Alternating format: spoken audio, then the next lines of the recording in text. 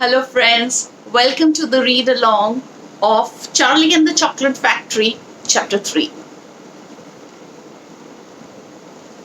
Mr. Wonka and the Indian Prince. Prince Pondicherry wrote a letter to Mr. Willy Wonka, said Grandpa Joe, and asked him to come all the way out to India and build him a colossal palace entirely out of chocolate. Did Mr. Wonka do it, Grandpa? He did indeed, and what a palace it was! It had 100 rooms, and everything was made of either dark or light chocolate.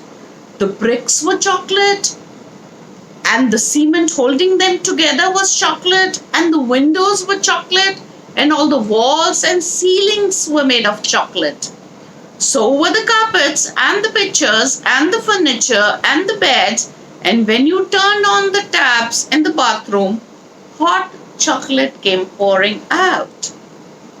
When it was all finished, Mr. Wonka said to Prince Pondicherry, I warn you though, it won't last very long. So you'd better start eating it right away. Nonsense, shouted the prince. I'm not going to eat my palace. I'm not even going to nibble the staircase or lick the walls. I'm going to live in it. But Mr. Wonka was right, of course, because soon after this, there came a very hot day with a boiling sun, and the whole palace began to melt. And then it sank slowly to the ground, and the crazy prince, who was dozing in the living room at that time, woke up to find himself swimming around in a huge brown, sticky lake of chocolate. Little Charlie sat very still on the edge of the bed, staring at his grandfather.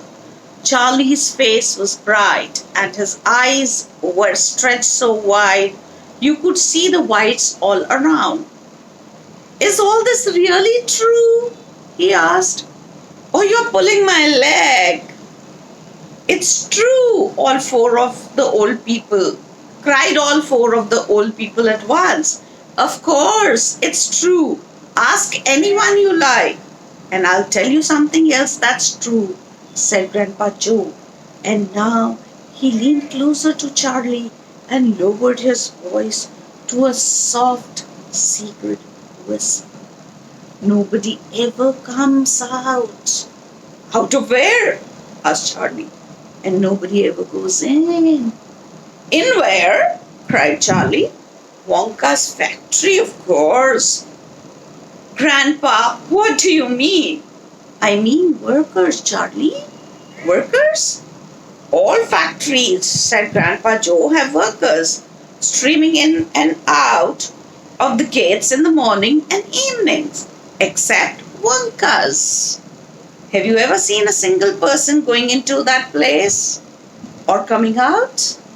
Little Charlie looked slowly around at each of the four old faces, one after the other, and they all looked back at him.